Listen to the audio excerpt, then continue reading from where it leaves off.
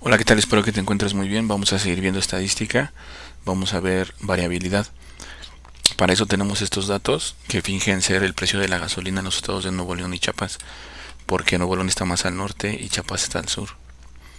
Nada más es eso, ¿no? Una diferencia geográfica para empezar. Entonces, vamos a intentar verlo visualmente. Para eso, estos son los precios, fingidos, claro. Y tomamos 9 muestras. Y este es el promedio, 24.34. Entonces, para Nuevo León, vamos a insertar un gráfico que tenga estos puntitos. Aquí está mi gráfico. Los puntos que están en rosa son el promedio. Entonces lo que estamos buscando ver es qué tan lejos están del promedio los puntos. Aquí parece que no hay tanta variabilidad, pero es lo que vamos a comenzar a estudiar. Vamos a ver si esto pues es real o qué es lo que está sucediendo. Vamos a acomodarlo más hacia acá. Que sea de ese largo. Perfecto. Vamos a hacer lo mismo con los datos de Chiapas. Vamos a insertar el mismo tipo de gráfico. Unos puntitos. Y lo vamos a recorrer igual, que tenga ese mismo largo. Y entonces, por ejemplo, mira, aquí parece que la línea, te digo que los puntos que están en rosa son el promedio y los puntos que están en azul son los precios de la gasolina. Entonces, así visualmente pareciera ser que existe más variabilidad o hay más distancia entre cada uno de los puntos y la media, pero todo eso lo vamos a ir corrigiendo, porque eso también es algo que tú tienes que comenzar a visualizar cuando estás estudiando los gráficos. Los gráficos también se pueden manipular, algunas veces por equivocación y otras sí, pues sí se manipulan, pues porque alguien quiere mostrar un resultado como él lo quiere mostrar, ¿no? Bueno, entonces aquí lo primero que vamos a hacer es, voy a sacar el promedio. Vamos a trabajar primero con los datos de Nuevo León porque están arriba. Voy a sacar mi promedio para tenerlo en una sola celda. Entonces aquí selecciono todos mis datos y listo. Tengo mi promedio 24.34. De aquí voy a sacar el mínimo. Eso, la fórmula es min. Igual selecciono el mismo rango de datos y me da el dato mínimo, que es de 21.80. Aquí voy a seleccionar el dato máximo y selecciono el mismo rango y me da mi dato máximo, que es 27. Ahora sí, hay un término que se llama rango, y rango es la diferencia entre el máximo y el mínimo. Entonces aquí nada más saco la diferencia entre lo que me haya dado como máximo y el mínimo. Este es mi rango, 5.20. Entonces voy a acomodar este gráfico de acuerdo con los datos que tengo aquí como mínimo y máximo. Como mínimo tengo 21.80 y aquí comienzo en 0. Estoy hablando del eje Y, donde está entre 0 y 30. Este lo voy a modificar para ver cómo estos datos se van a acomodar de manera distinta. Lo selecciono, me voy aquí, no quiero que inicie en 0, quiero que inicie, como es 21.80, pues lo puedo iniciar en 21. Y el rango máximo, aquí en automático lo selecciono como 28, ahí lo voy a dejar, ahí está bien.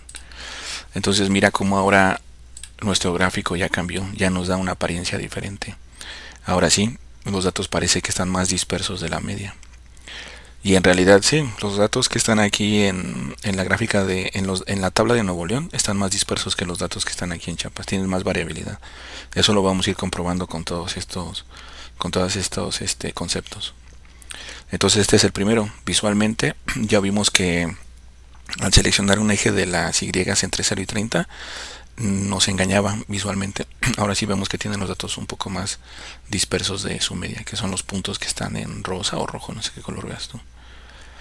Bueno, vamos a hacer lo mismo con Chiapas ahorita, pero vamos a utilizar aquí los cuartiles que vimos en el video pasado. Entonces voy a sacar mi cuartil incluyendo y voy a seleccionar el mismo rango de datos. Aquí voy a sacar mi cuartil 1 y aquí voy a hacer lo mismo. Voy a seleccionar el cuartil inclusivo, o incluyendo dije yo, ¿no? Inclusivo, coma, y le voy a poner el número 3, o sea, quiero los cuartiles 1 y 3. ¿Por qué? Porque recuerda que el cuartil 2 divide el 50% de los datos. Entonces aquí también podemos sacar una especie de variabilidad, o más bien vamos a sacar una variabilidad entre el tercer cuartil y el primer cuartil. Eso se va a llamar como rango intercuartil, y este concepto es importante porque después lo vamos a utilizar para hacer una gráfica que se llama, yo le digo gráfica de bigotes, pero el otro día en una entrevista me corrigieron y es una box plot, pero es una caja de bigotes, de caja y bigotes creo que se llama. Bueno, yo lo conozco así. En fin, el rango intercuartil nos va a ayudar a sacar ese tipo de gráfico. Y después eso es más importante porque ese tipo de gráfico nos va a ayudar a visualizar datos atípicos y después los vamos a poder borrar siguiendo una fórmula. De hecho hay un video en la lista de Python donde se utilizan los rangos intercuartiles para ir eliminando datos atípicos. Entonces este rango intercuartil, ¿qué nos dice? Pues otra vez que esta es la variabilidad que tiene esta tabla de datos, ¿no? De Nuevo León, 2.85. Y finalmente, lo que nosotros siempre utilizamos o comúnmente se utiliza es la desviación estándar. Entonces la desviación estándar tiene punto M y tiene punto A. Recuerda que también ya lo explicamos esto. El M es de la muestra y el P es de la población. Entonces estábamos poniendo el ejemplo de los pescados en el mar. Pues sería imposible tener, o sea, contabilizar o hacer una frecuencia de todos los pescados en el mar. Esa sería la población. Entonces lo que hacemos es que obtenemos muestras. En este caso, como tengo una muestra, voy a utilizar desviación estándar punto M para que me dé la muestra. Aquí selecciono todo el rango y listo. Esta es mi desviación estándar. Y luego también voy a sacar otro término que se conoce como varianza. Y también va a ser la varianza. ¿Dónde está? Ah, mira, aquí tiene P y S. Aquí lo pusieron en inglés. P es de population y S es de sample. Entonces yo voy a utilizar la que tiene S. Selecciono el mismo rango. Y ahí lo tenemos. Permíteme. Entonces, tenemos todos estos conceptos para hablar acerca de la variabilidad.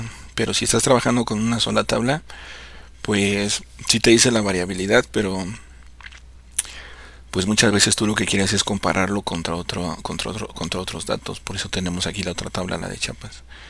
Por ejemplo, la desviación estándar, entre más pequeña sea, quiere decir que menos variabilidad tiene. La varianza también sale de la desviación estándar, o mejor dicho, la desviación estándar sale de la varianza. Pero la varianza, a veces cuando estás trabajando, por ejemplo, con salarios, puedes trabajar en el orden de 1000 o de millones, ¿no? Entonces aquí no te daría 3.14, te daría una varianza muy grande. Y es muy difícil estar trabajando con ello. Por eso se tiene la desviación estándar. En el siguiente video vamos a ver cómo matemáticamente salen, por ejemplo, la desviación estándar y la varianza. Entonces vamos a comparar todo esto contra los datos que tenga Chiapas. Vamos a ver cuál tiene más variabilidad. Vamos a copiar todo y vamos a pegarlo aquí. Claro que todo se va a mover. Como eran celdas que no estaban bloqueadas, nada más hay que revisar que si está seleccionando los rangos correctos.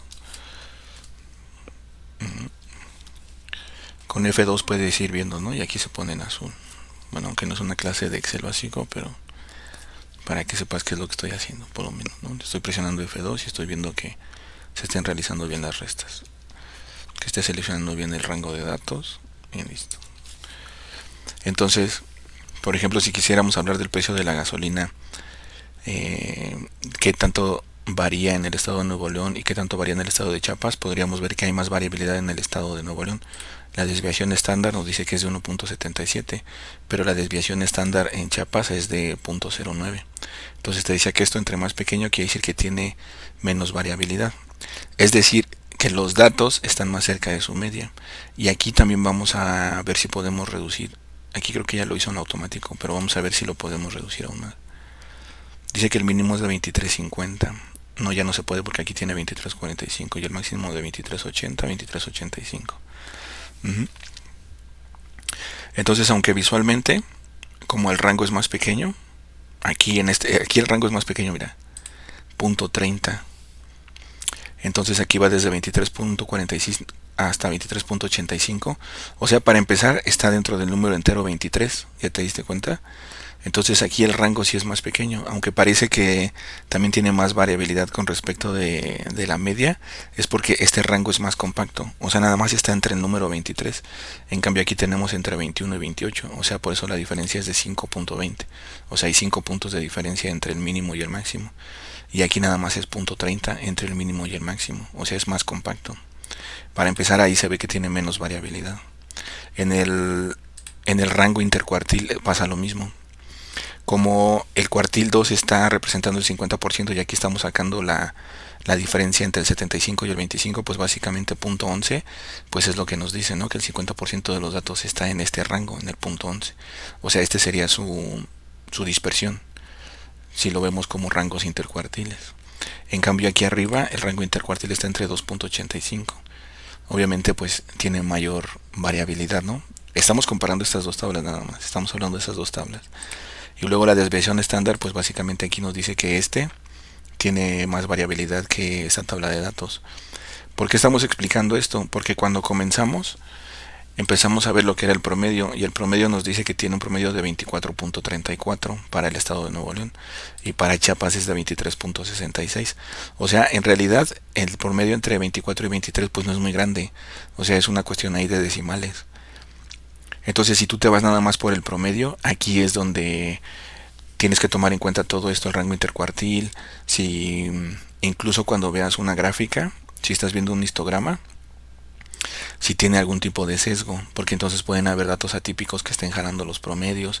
Todo este tipo de cosas es las que tenemos que tomar en cuenta cuando vamos a estar limpiando los datos. Entonces, esto es lo que nos ayuda a ver de inmediato qué datos tienen mayor variabilidad. Y pues, ¿qué podríamos decir después de haber sacado todos estos datos? Que yo puedo poner gasolina, supongamos que del 1 al 9 fueron días de la semana, entonces tengo más confiabilidad de encontrar el mismo precio cualquier día de la semana en Chiapas que ir al estado de Nuevo León y ponerle gasolina. Hay días donde la gasolina va a estar más económica y otros días donde va a estar más cara, ¿no? Por ejemplo, aquí está de 27, aquí está de 22. Eso es lo que podrías ver con estos datos cuando los estás comparando, sobre todo. Pero claro que la gasolina es un ejemplo nada más. Si tú estás trabajando, por ejemplo, en el área de distribución, puedes hacer este tipo de ejercicios para los camiones, ¿no?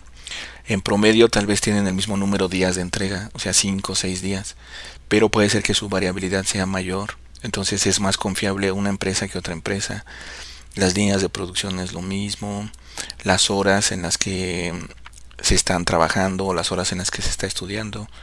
O sea, aquí ya depende de lo que estés estudiando, pero estos datos siempre van a decirte lo mismo cuando los estás comparando. ¿Qué datos tienen más variabilidad que los otros? Es decir, ¿qué datos son más confiables? También en el siguiente video te decía que lo que vamos a hacer es que vamos a ver paso a paso cómo se saca la desviación estándar y de dónde sale la varianza.